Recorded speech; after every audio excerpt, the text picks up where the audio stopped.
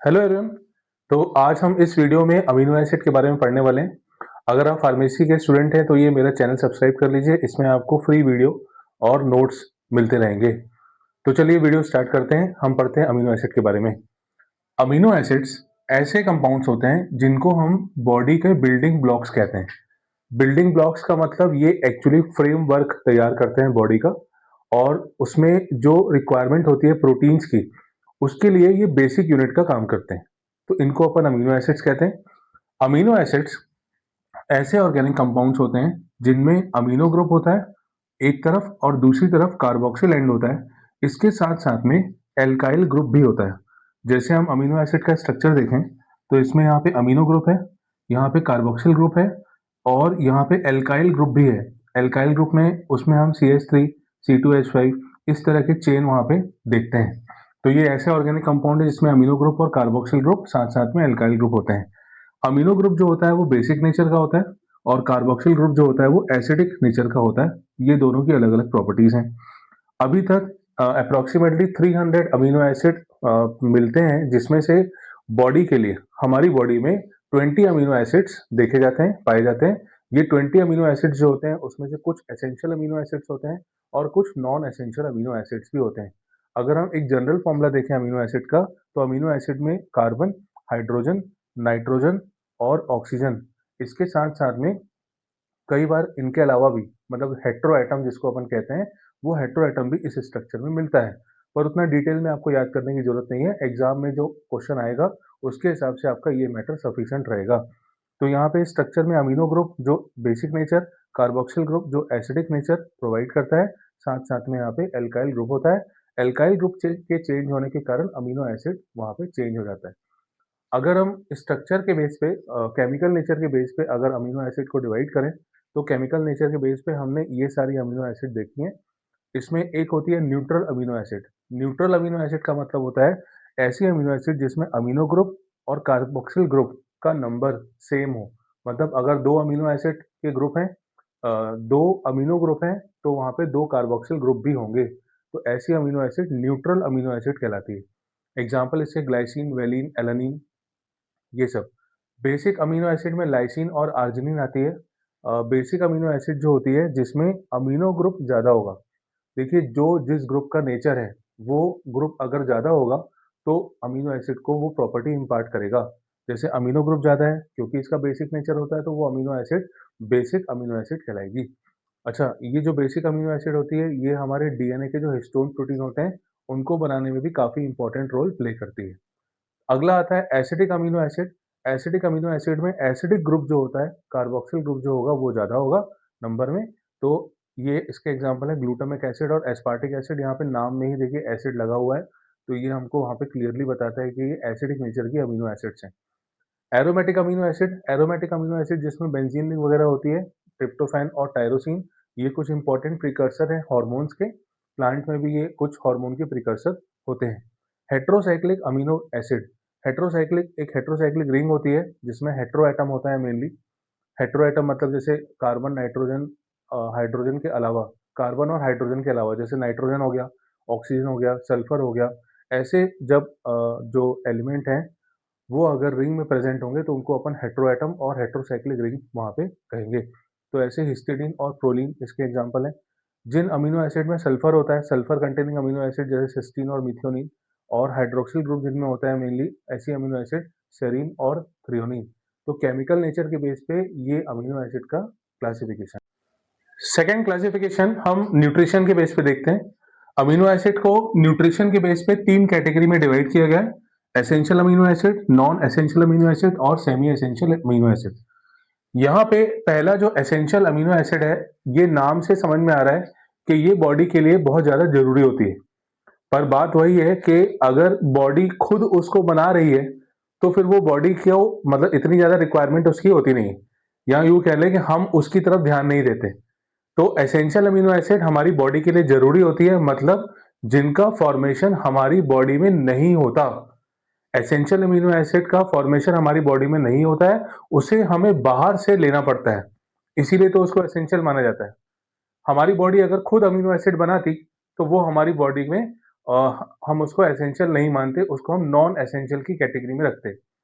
तो essential amino acid जो हमारी बॉडी में सिंथेसाइज नहीं होती और वो डाइट के थ्रू हमें बाहर से लेनी पड़ती है। इसके कुछ एग्जांपल्स हैं valine, histidine, methionine, isoleucine, leucine, lysine, phenylalanine, threonine, tryptophan और आर्जिनिन। अच्छा, एक कंडीशन और यहाँ पे देखी जाती है, एसेंशियल अमीनो एसिड कई बार नॉन एसेंशियल की तरह या कुछ non essential amino acid essential amino acid की तरह बिहेव करने लगती हैं। वो डिपेंड करता है किस तरह की बॉडी की रिक्वायरमेंट है। तो जैसे आर्जिनिन जो होती है, वो आर्जिनिन हम यहाँ पे नॉन एसेंशियल अमीनो एसिड में भी पढ़ते हैं और सेमी एसेंशियल में भी पढ़ते हैं। नॉन एसेंशियल अमीनो एसिड्स जो होते हैं वो हमारी बॉडी में सिंथेसाइज होती रहती हैं और वो डाइट के थ्रू हमें ज़्यादा फर्क नहीं पड़ता क्योंकि बॉडी उसको खुद बनाती है, तो बाहर से लेना नहीं लेना हमारे लिए कोई मैटर नहीं करता।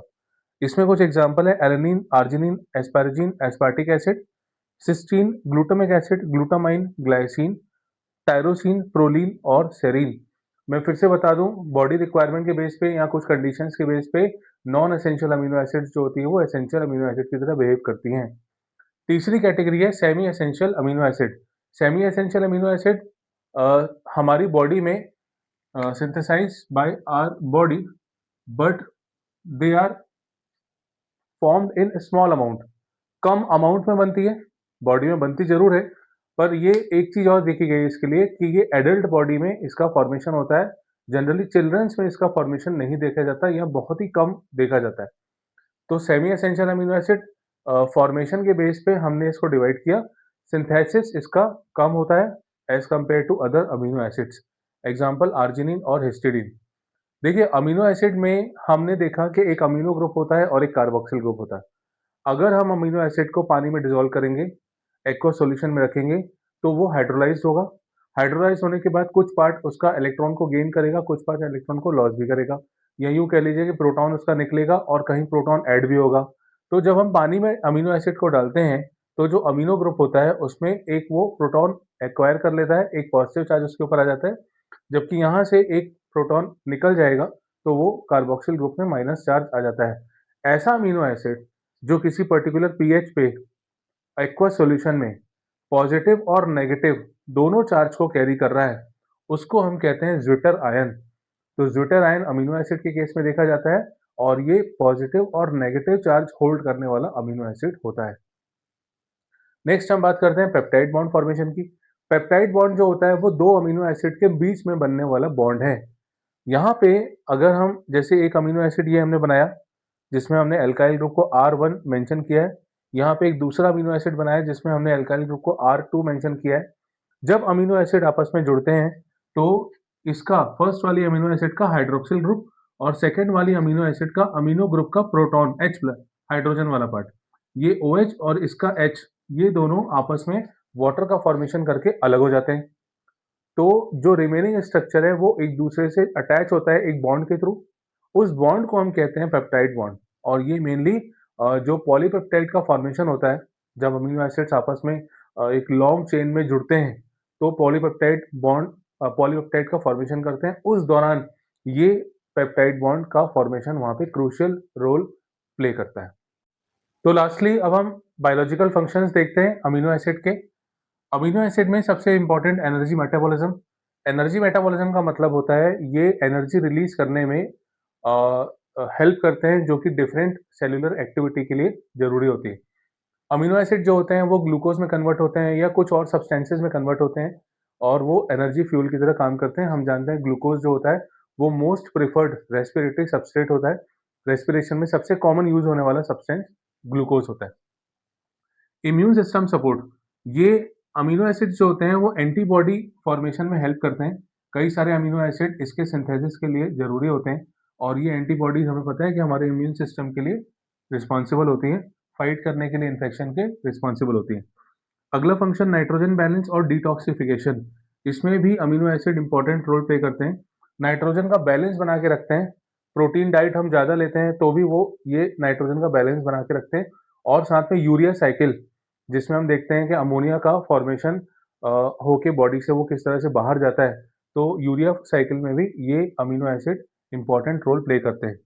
न्यूरोट्रांसमीटर सिंथेसिस, कई सारे अमीनो एसिड होते हैं जो न्यूरोट्रांसमीटर के प्रीकर्सर होते हैं, मतलब उनके फॉर्मेशन के लिए वो एज अ रॉ मटेरियल काम करते हैं। जैसे एग्जांपल मैंने बताया, ट्रिप्टोफैन जो होता है वो सेरोटोनिन हार्मोन के लिए, टायरोसिन जो होता है वो डोपामिन हार्मोन के लिए रिस्पॉन्सिबल होता है। तो ये हमने अमीनो एसिड की डिटेल इन्फॉर्मेशन पढ़ी। ये वीडियो आपको कैसा लगा मुझे ज़रूर कमेंट करके बताएँ, और नोट्स के लिए आप व्हाट्सएप ग्रुप और टेलीग्राम ग्रुप को जॉइन करें, उसमें आपको फ्री नोट्स मिलेंगे और इसका लिंक मैंने डिस्क्रिप्शन बॉक्स में दे दिया है। Thank you.